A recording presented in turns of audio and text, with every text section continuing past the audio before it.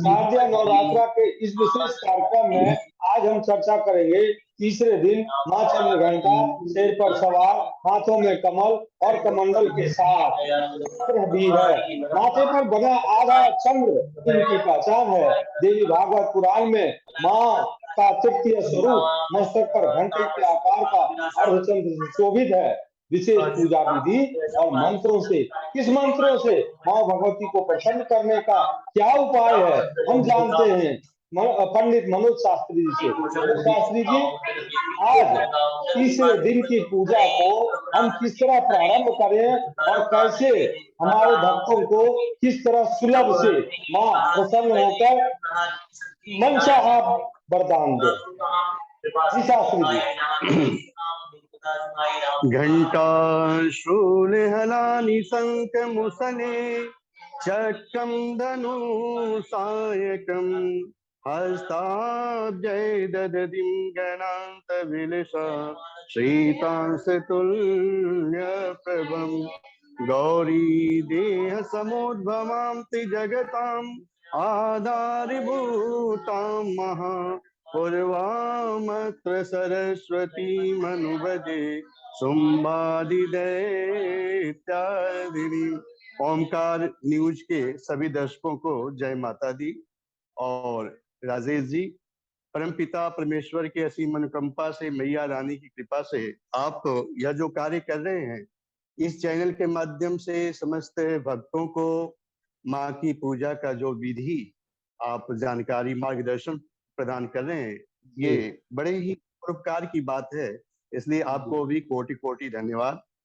माँ भगवती की तीसरी शक्ति, तीसरी नवरात्रि में माँ भगवती की तृतीय शक्ति, जिसको चंद्र घंटा के नाम से जाना जाता है। यदि आपके जीवन में नाना प्रकार के व्यवधान हो रहे हो, आपके इर्द गिर्द जितने भी आपके जानने वाले हो वो आपके शत्रु बन गए हो और आप परेशान हो रहे हो अपने कार्य से, आपके कार्य पूर्ण नहीं हो रहे हो, आप किसी कार्य में विजय प्राप्त नहीं कर रहे हो, तो इस नवरात्रि के तृतीय दिवस में माँ चंद्रघंटा की साधना करने से माँ चंद्रघंटा प्रसन्न होकर के आशीर्वाद प्रदान करती हैं और शत्रुओं का नाश करके आपको विजय प्रदान कराती है।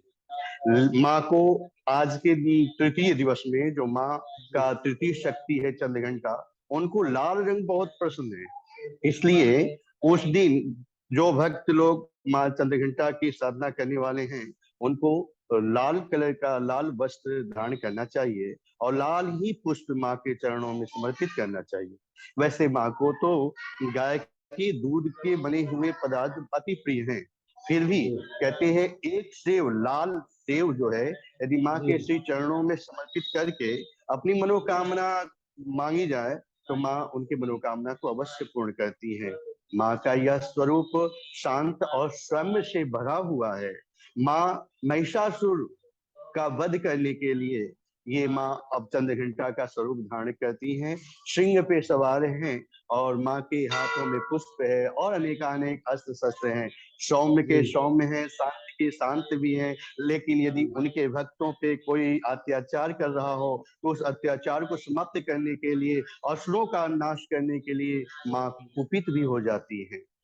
वैसे तो माँ का स्वरूप बड़ा ही शांत है। माँ का सुनहला रंग का स्वरूप है, एकदम स्वर्ण जैसा चमकता हुआ, उनका शेर भी स्वर्ण जैसा चमकता हुआ है। तो राजेश जी, मैं एक चीज आपसे शास्त्री जी जानना चाहूंगा कि एक हाथ में कमंडल, दूसरे हाथ में कमल और तीसरे हाथ में खड़ग, तो आप इसकी जरा महिमा विस्तार से बताएं। ये तो आपने बहुत ही अच्छा प्रश्न किया। माँ कमंडल भी धारण करती है, माँ कमल का पुष्प भी है ले रखी है और खड्ग भी धारण कर रखी है। अर्थात जो भक्त जिस रूप में, जो भक्त, हाँ, शेर की सवारी भी है और इनका स्वरूप सौम्य भी है। कहने का मतलब है ये यथा माम प्रपद्यन्ते तान् तथैव भजामि। भगवान ने कहा है ना कि जो जिस रूप से हमें भजता है हम उसी रूप से उसको दर्शन देते हैं, उसको भी भजते हैं। ऐसे ही माता रानी है हमारी चंद्रघंटा जी कमंडल ली हुई हैं, अर्थात संसार में जो अतृप्त व्यक्ति हैं, जैसे जल कमंडल में जल वो होता है ना राजेश जी, तो वैसे ही संसार में जो अतृप्त व्यक्ति है, जो तृप्त नहीं हुआ हो चाहे किसी कार्य से, उसको तृप्त करने के लिए कमंडल धारण की हुई है। और प्रसन्नता, समस्त जीव के अंदर प्रसन्नता हो, उसके जीवन में कोई कठिनाई न हो, वो पुष्प की तरह खिलता रहे, इसके लिए माँ पुष्प धारण की हुई है। और अपने भक्तों के ऊपर यदि किसी ने अत्याचार किया तो वो माँ सहन नहीं कर सकती, इसलिए उनके हाथ में खड्ग भी है। तो हमारी माँ तो सौम्य स्वरूप है, अपने भक्तों के कल्याण के लिए वो अनेक अनेक स्वरूप धारण किया करती। राजेश जी। जी शास्त्री जी, एक बहुत लोग जो एक साधना में लीन होते हैं, मैं ये जी थोड़ा सा आपको दूसरे तरफ ले चलता हूँ। देखिए, जी जब मन शांत हो और साधना तीव्र हो, तो वो व्यक्ति वो कुछ और चीज नहीं चाहता है। उसकी जो अभिलाषा होती है, वो माँ से साक्षात्कार करना चाहता है। यानी मन को शुद्ध करके वो आत्मा को परमात्मा में लीन करना चाहता है। उस स्थिति में उस स्थिति में कैसे आदमी उस साधना को प्राप्त करे? जी, देखिए, वैसे इस मानव जीवन का लक्ष्य ही है माँ का दर्शन प्राप्त करना, माँ को पा लेना, माँ से नहीं बल्कि माँ को पाना।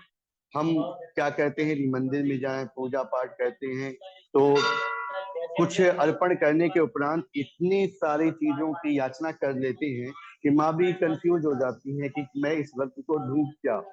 कहने का मतलब यह है, माँ का साक्षात्कार करना हो यदि, तो वास्तव में सबसे पहले तो उसके मन में यह भाव होना चाहिए कि हमें साधना कैसे करनी है, और उस साधना को करने के लिए साधना किए हुए संत महापुरुषों के श्री चरणों में विराजमान होकर पहले नियम जानना चाहिए। क्योंकि माँ की साधना, माँ जितनी दयालु है ना, कहते हैं ना कि स्त्री जो है अबला भी है और सबला भी है।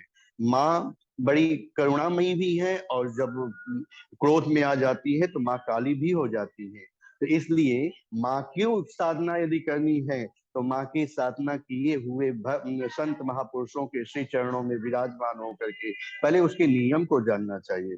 जैसे कि हम जिस मंदिर में कार्यरत हैं, इस मंदिर की जो मठाधीश हैं, वो परम पूज्य परमादरणीय परम श्रद्धेय प्रातः स्मरणीय प्रकाशपुरी बाई जी, जो कि यहाँ पे विराजमान है। यहाँ नवरात्रि के प्रारंभ में ही यहाँ आ गई, और वो अपना सुबह 3 बजे से 3:30 बजे से लेकर के और 7 बजे तक अपनी साधना करती है।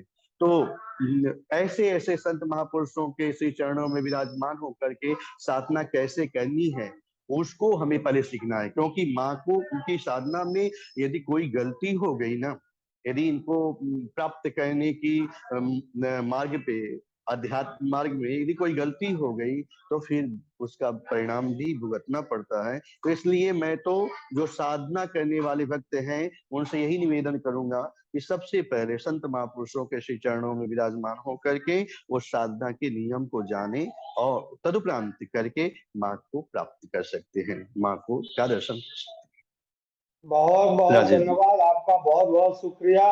आज हम यहीं तक चर्चा समाप्त करते हैं।